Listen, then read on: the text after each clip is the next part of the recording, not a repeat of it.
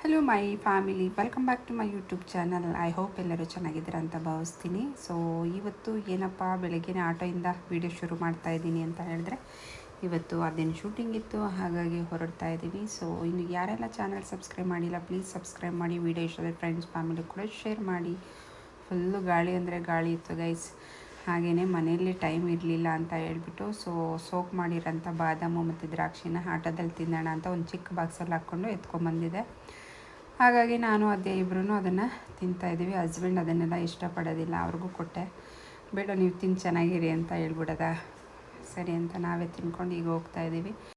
So ಇತ್ತೀಚೆಗಂತೂ ನನಗೆ tiffin ಮಾಡಿದ್ರೂ ಸುಸ್ತು, ಊಟ ಮಾಡಿದ್ರೂ ಸುಸ್ತು, ಏನಾಗಿದೆಯೋ ಗೊತ್ತಿಲ್ಲ. ಡಾಕ್ಟ್ರ್ ಹತ್ರ ಎಲ್ಲ ಚೆಕ್ ಮಾಡಿಸ್ದೆ.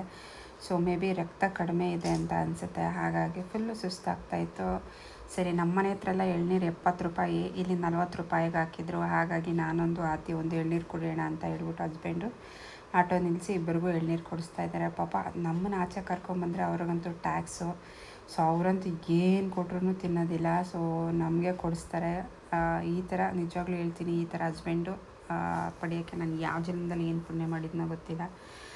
ತುಂಬ ಅಂದರೆ ತುಂಬ ಚೆನ್ನಾಗಿ ನೋಡ್ಕೊಳ್ತಾರೆ. ನಾವು ಏನೇ ಕೇಳಿದ್ರು ಇದಿಲ್ಲ ಅಂತ ಹೇಳೋದಿಲ್ಲ. ಸೊ ಇವತ್ತು ಕೊಡಿಸಿಲ್ಲ ಅಂದ್ರೂ ಅಟ್ಲೀಸ್ಟ್ ನೆಕ್ಸ್ಟ್ ಯಾವಾಗಾದರೂ ನೆನಪು ಮಾಡಿಕೊಂಡು ಅವರು ಕೊಡಿಸ್ತಾರೆ.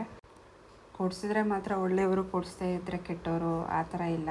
ಒಂದು ಚಿಕ್ಕ ಸಂಸಾರದಲ್ಲಿ ಒಂದು ಅನ್ಯೋನ್ಯತೆ, ಸೊ ಬಾಂಡಿಂಗ್ ಇದೆಯಲ್ಲ, ಅದು ತುಂಬಾ ಇಂಪಾರ್ಟೆಂಟ್ ಆಗುತ್ತೆ.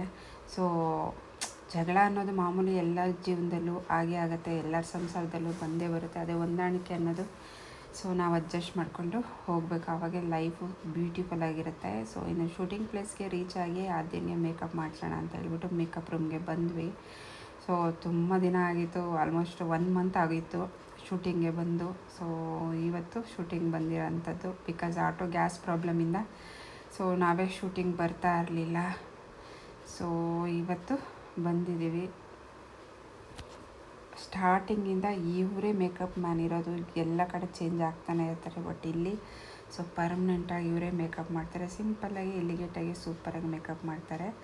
ಸೊ ಇವ್ರ ಹೆಸರು ಬಂದು ರಘು ಅಣ್ಣ ಅಂತ ಹೇಳಿಬಿಟ್ಟು. ಇನ್ನು ಇವತ್ತು ನಮ್ಮ ಶೂಟಿಂಗ್ ಸ್ಪಾಟಿಗೆ ಒಂದು ಹೊಸ ಹುಡುಗಿ ಕೂಡ ಬಂದಿದ್ಲು ಸೀರಿಯಲಲ್ಲಿ ಆ್ಯಕ್ಟ್ ಮಾಡೋದಕ್ಕೆ.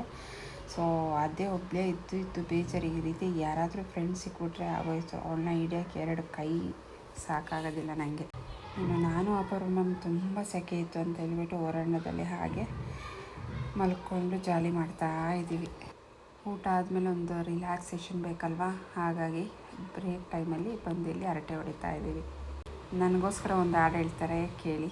ಇಲ್ಲಿದ್ದೇ ಇಲ್ಲಿ ತನಕ ಎಲ್ಲಿಂದ ಬಂದ್ಯವ್ವ, ನಿನ್ನ ಕಂಡು ನಾನ್ಯಾಕೆ ಮಲಗಿದೆನು. 1 ವರ್ಷದಿಂದ ಕೇಳ್ತಿದ್ದೆ. ಸೊ ಇವತ್ತು ನನ್ನ ಹಸ್ಬೆಂಡ್ಗೆ ಯಾವ ದೇವ್ರ ಬುದ್ಧಿ ಕೊಡ್ತೋ ಗೊತ್ತಿಲ್ಲ, ಈ ಜಾಗಕ್ಕೆ ಕರ್ಕೊಂಬಂದರು. ಯಾವುದಪ್ಪ ಆ ಜಾಗ ಅಂತ ಹೇಳಿದ್ರೆ ಮುಕ್ತಿನಾಗ ಟೆಂಪಲ್ಲು.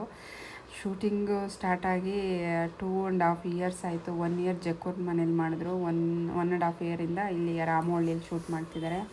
ಶೂಟಿಂಗ್ ಸ್ಪಾಟಿಂದ 1 ಕಿಲೋಮೀಟ್ರ್ ಇದ್ರೂ ಹೋಗೋಕ್ಕೆ ಆಗ್ತಾ ಇರಲಿಲ್ಲ, ಬಿಕಾಸ್ 8:30 9 o'clock ಬಿಟ್ಬಿಡೋರು. ಬೆಳಗ್ಗೆ 8 ಗಂಟೆಗೆಲ್ಲ ಶೂಟಿಂಗ್ ಸ್ಪಾಟಲ್ಲಿ ಇರಬೇಕಿತ್ತು, ಟೈಮೇ ಸಿಕ್ಕಿರಲಿಲ್ಲ. ಇವತ್ತು ಹೇಗೋ ನಾನು ನೆನಪು ಮಾಡಿದೆ, ಸೊ ಹೇಗೋ ಬೇಗ ಬಿಟ್ಟಿದ್ದಾರಲ್ವ, ಹೋಗ್ಬಿಟ್ಟು ಬರೋಣ ಅಂತ ಹೇಳ್ಬಿಟ್ಟು ಹಾಗಾಗಿ ಹೋಗ್ತಾಯಿದ್ದೀನಿ. ನನಗೆ ತುಂಬ ಅಂದರೆ ತುಂಬ ಸಖತ್ ಇಷ್ಟ ಆಯಿತು ಪ್ಲೇಸು. ಎಷ್ಟು ಕಾಮಾಗಿ ಕೂಲಾಗಿ ಇತ್ತು ಗೊತ್ತಾ. ಸೊ ನಾವು ಹೋಗಿದ್ದು ಅರೌಂಡ್ 5:30 6 o'clockಗೆ.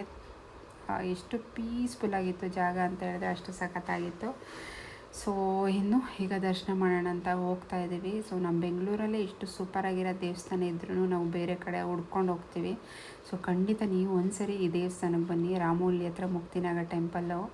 ಸೊ ತುಂಬ ಇಷ್ಟಪಡ್ತೀರಾ ನೋಡಿ ಇದೇ ಟೆಂಪಲ್ಲು. ಸೊ ಅಲ್ಲಿಂದನೇ ಬ್ಲೆಸ್ಸಿಂಗ್ ಮಾಡಲಿ ದೇವರು ನಿಮಗೆ ಅಂತ ಕೇಳ್ಕೊಳ್ತೀನಿ. ಎಷ್ಟು ಸಖತ್ತಾಗಿದೆ ನೋಡಿ ದೇವಸ್ಥಾನ. ನನಗಂತೂ ತುಂಬ ಅಂದರೆ ತುಂಬ ಇಷ್ಟ ಆಯಿತು. ಸೊ ಮಳೆ ಕೂಡ ಬರ್ತಿತ್ತು ಸಂಜೆ. ಇನ್ನೊಂದು ಸತಿ ಯಾವಾಗಾದರೂ ಹೋಗಬೇಕು ಬೆಳಿಗ್ಗೆ ಟೈಮಲ್ಲಿ.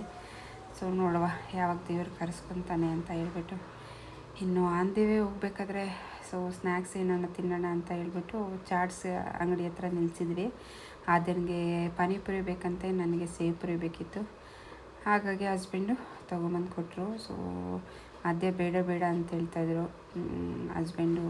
ಸೊ ಬಿಸಿ ಬಿಸಿ ಚಳಿಗೆ ಚೆನ್ನಾಗಿರುತ್ತೆ, ಮಳೆ ಬೇರೆ ಬೀಳ್ತಾ ಇದೆ ಅಂತ ಹೇಳ್ಬಿಟ್ಟು ಅವಳಿಗೊಂದು 2 ಸ್ಪೂನ್ ತಿನ್ನಿಸಿ ಅವರು ಕೂಡ ತಿಂತಾಯಿದ್ರು. ಸೊ ಇವತ್ತಿನ ವಿಡಿಯೋ ಇಷ್ಟ ಆಗಿದ್ರೆ ಪ್ಲೀಸ್ ಒಂದು ಲೈಕ್ ಮಾಡಿ, ಶೇರ್ ಮಾಡಿ. Thank you.